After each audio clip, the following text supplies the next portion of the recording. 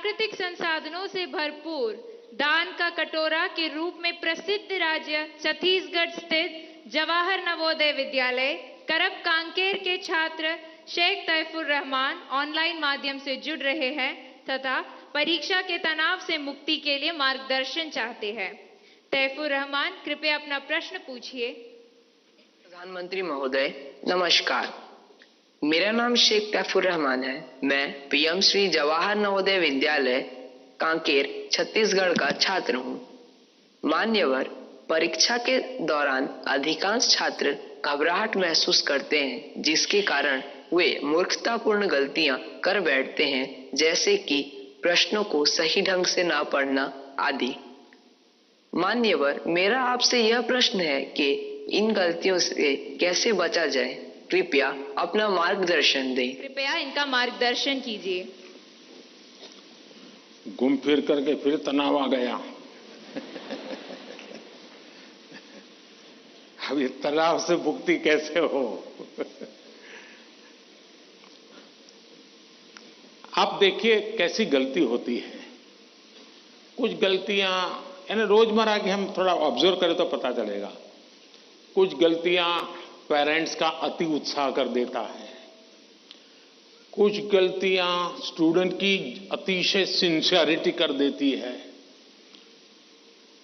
बस समझता हूं इससे बचा जाए। जैसे मैंने देखा है कि कुछ माँ बाप को लगता है कि आज एग्जाम है तो बेटे को नई पेन ला करके दो, जरा कपड़े अच्छे पहना करके भेजो, तो उसका काफी समय तो उसमें एडजस्ट होने में ही जाता है। शर्ट ठीक है कि नहीं है, यूनिफॉर्म ठीक पहना है कि नहीं पहना है। माँ बाप से मेरा आग्रह है, जो पेन रोज उपयोग करता है ना वही दीजिए आप। या वहां पेन दिखाने थोड़ा जा रहा है वो। और परीक्षा के समय किसी को फुर्सत नहीं है, आपका बच्चा नया पहन करके आया, पुराना पहन के आया। तो ये साइकी उनको बाहर आना चाहिए। दूसरा, कुछ ऐसी चीजें खिला करके भेजेंगे, तुझे एग्जाम है ये खा के जाओ, एग्जाम है ये खा के जाओ, तो उसको और मुसीबत होती है जिसका वो कंफर्ट नहीं है। आवश्यकता से अधिक उस दिन खाना, फिर मां कहे अरे तुम्हारा तो एग्जाम सेंटर इतना दूर है, तुम रात आते आते 7 बज जाएगा, ऐसा करो कुछ खा के जाओ। फिर कहेगी कुछ लेके जाओ। उसको रेजिस्ट करने लगता है, नहीं मैं नहीं ले जाऊंगा। वहीं से तनाव शुरू हो जाता है, घर से निकलने से पहले हो जाता है। तो मेरी सभी पेरेंट्स से अपेक्षा है और मेरा सुझाव है कि आप उसको अपनी मस्ती में जीने दीजिए। एग्जाम देने जा रहा है तो उत्साह उमंग के साथ चला जाए, बस जो उसकी रोजमर्रा की आदत है वैसा ही रहे वो। फिर जो सिंसियर स्टूडेंट है उनका प्रॉब्लम क्या होता है, दरवाजे तक किताब छोड़ते नहीं, दरवाजे तक। अब आप अचानक इस प्रकार से इवन रेलवे स्टेशन पर भी जाते हैं ना, तो कभी ट्रेन की एंट्री और आपकी एंट्री ऐसा होता है क्या? आप 5-10 मिनट पहले जाते हैं, प्लेटफॉर्म पर खड़े रहते हैं, कहाँ आपका डिब्बा आएगा उसका अनुमान लगाते हैं, फिर उस जगह पे जाते हैं, फिर सोचते हैं कि पहले कौन सा लगेज अंदर ले जाऊंगा, फिर कौन सा, यानी मन आपका तुरंत अपने आप को ट्रेन आने से पहले ही सेट करने लग जाता है। वैसे ही आपका जो एग्जामिनेशन हॉल है, हो सकता है वो कोई सुबह से आपके लिए खोल के नहीं रखेंगे, लेकिन 10-15 मिनट पहले तो अलाउ कर ही देते हैं।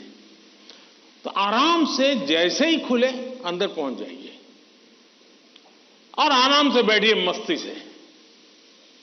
जरा पुरानी कोई हंसी मजाक की चीजें हैं तो उसको जरा याद कर लीजिए, और दोस्ती बगल में तो एक आध चुटकुला सुना दीजिए। हंसी मजाक में पल 5-10 मिनट बिता दीजिए।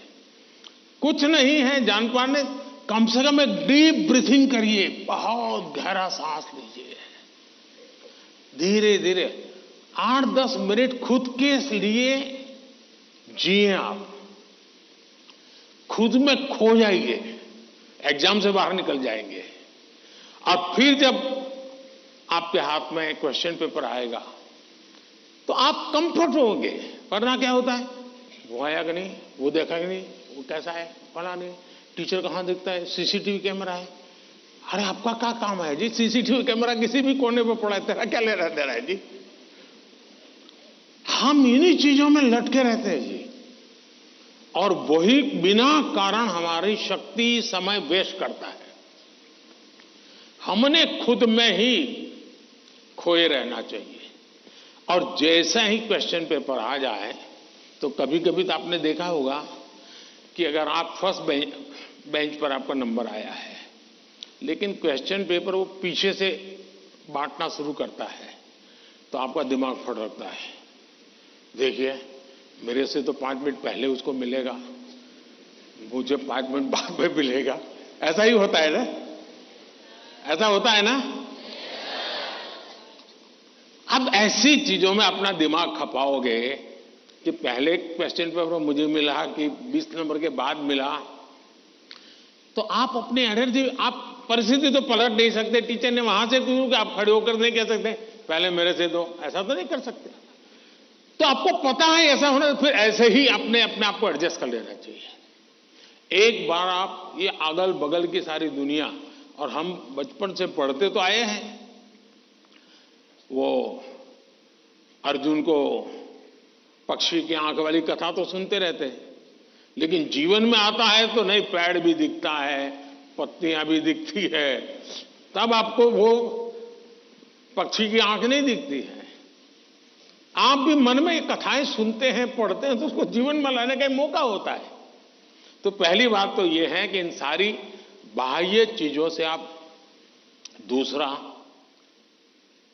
परीक्षा में घबराहट का कभी कारण ये होता है, कभी लगता है समय कम पड़ गया, कभी लगता है कि अच्छा होता मैं वो क्वेश्चन पहले कर लेता। तो इसका उपाय ये है, पहले एक बार पूरा क्वेश्चन पेपर पढ़ लीजिए, फिर मन से तय कीजिए कि किस आंसर में कितना मिनट मोटा मोटा मेरा जाएगा, और उसी प्रकार से अपना समय तय कर लीजिए। अब खाना खाते हैं, आप खाने के लिए बैठते हैं, तो घड़ी देख करके थोड़े खाते, भाई 20 मिनट में खाना खाना है। तो खाते खाते आदत हो ही जाती है, हाँ भैया इतने में 20 मिनट भी हो गया और खाना भी हो गया। इसके लिए कोई घड़ी और कोई बेल थोड़ा बजता है कि चलो अब खाना शुरू करो, अब खाना बंद करो, ऐसा तो होता नहीं है। तो ये प्रैक्टिस है। दूसरा, मैंने देखा है कि आजकल जो सबसे बड़ी समस्या है, जिसके कारण ये समस्या, आप मुझे बताइए, आप एग्जाम देने जाते हैं, मतलब आप फिजिकली क्या करते हैं? आप फिजिकली पेन हाथ में पकड़ करके लिखते हैं, यही करते हैं ना? दिमाग अपना काम करता है, लेकिन आप क्या करते हैं? लिखते हैं। आज के युग में आईपैड के कारण, कंप्यूटर के कारण, मोबाइल के कारण मेरी लिखने की आदत धीरे धीरे कम हो गई है। जबकि एग्जाम में लिखना होता है, इसका मतलब हुआ कि मुझे अगर एग्जाम के लिए तैयार करना है तो मुझे अपने आप को लिखने के लिए भी तैयार करना है। आजकल बहुत कम लोग हैं जिनको लिखने की आदत है, और इसलिए डेली जितना समय आप अपने पठन पाठन में लगाते हैं स्कूल के बाद, उसका मिनिमम 50% टाइम, मिनिमम 50% टाइम आप खुद अपनी नोटबुक के अंदर कुछ न कुछ लिखेंगे। हो सके तो उस विषय पर लिखेंगे, और 3 बार 4 बार खुद का लिखा हुआ पढ़ेंगे और खुद का लिखा हुआ करेक्ट करेंगे। तो आपका जो इंप्रूवमेंट होगा किसी की मदद बिना इतना बढ़िया हो जाएगा कि आपको बाद में लिखने की आदत हो जाएगी। तो कितने पेज पे लिखना, इतना लिखने में कितना समय जाता है, ये आपकी मास्टरी हो जाएगी। कभी कभी मन से विषय आपको लगता है ये तो मुझे आता है। जैसे आप मान लीजिए कोई बड़ा प्रसिद्ध कोई गाना सुन रहे हैं, गाना बज रहा है, तो आपको लगता है ये गाना तो मुझे आता है क्योंकि आपने बहुत बार सुना है। लेकिन एक बार गाना बंद करके जरा कागज पे लिखो ना, वो गाना आता है क्या, तो पता चलेगा नहीं यार, सुनते समय जो मेरा कॉन्फिडेंस था, मुझे अच्छा लगता था और आता था, हकीकत में मुझे आता नहीं था। मुझे वहां से प्रॉम्प्टिंग होती थी, इसलिए मुझे वो लाइन याद आ जाती थी। और उसमें भी परफेक्ट शब्द के संबंध में जब बात आएगी तो मैं पीछे रह जाऊंगा। मेरी आज की पीढ़ी के साथियों से बहुत मेरा आग्रह है कि कृपा करके आपकी एग्जाम में एक बड़ी चैलेंज होती है लिखना। कितना याद रहा, सही रहा, गलत रहा, सही लिखते हैं, गलत लिखते हैं, वो तो बात का विषय है। आप अपना ध्यान प्रैक्टिस में इस पर कीजिए। अगर ऐसी कुछ चीजों पर अगर आप ध्यान केंद्रित करेंगे, मुझे पक्का विश्वास है कि एग्जाम हॉल में बैठने के बाद जो अनकंफर्ट या प्रेशर फील करते हैं वो आपको लगेगा ही नहीं, क्योंकि आप आदी हैं। अगर आपको तैरना आता है तो पानी में जाने से डर नहीं लगता है आपको, क्योंकि आप तैरना जानते हैं। आपने किताबों में तैरना ऐसे होता है और आप सोचते हैं हाँ मैं तो पढ़ा था भाई, हाथ पहले ऐसे करते, फिर दूसरा हाथ, फिर तीसरा हाथ, फिर चौथा हाथ, तो फिर आपको लगता है कि हाँ पहले हाथ पैर पैर दिमाग से खप कर लिया, अंदर जाते ही फिर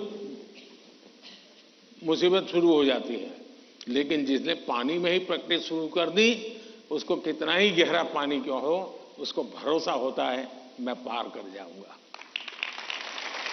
और इसलिए प्रैक्टिस बहुत आवश्यक है, लिखने की प्रैक्टिस बहुत आवश्यक है। और लिखना जितना होगा शार्पनेस ज्यादा आएगी, आपके विचारों में भी शार्पनेस आएगी। और अपनी लिखी हुई चीज को 3 बार 4 बार पढ़ के खुद करेक्ट कीजिए। जितना ज्यादा खुद करेक्ट करोगे, आपकी उस पर ग्रिप बहुत ज्यादा आएगी, तो आपको अंदर बैठ करके कोई प्रॉब्लम नहीं होगा।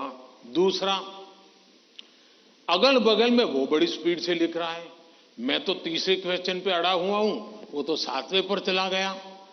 दिमाग इसमें मत खपाइए बाबा, वो 7 में पहुंचे, 9 में पहुंचे, करे न करे, वो पता नहीं, वो सिनेमा की स्टोरी लिखता होगा। तुम अपने पर भरोसा करो, तुम अपने पर भरोसा करो। अगल बगल में कौन क्या करता है छोड़ो। जितना ज्यादा अपने आप पर फोकस करोगे, उतना ही ज्यादा आपका क्वेश्चन पेपर पर फोकस होगा। जितना ज्यादा क्वेश्चन पेपर पर फोकस होगा, इतना ही आपके आंसर के एक एक शब्द पर हो जाएगा और अल्टीमेटली आपको परिणाम उचित मिल जाएगा। धन्यवाद।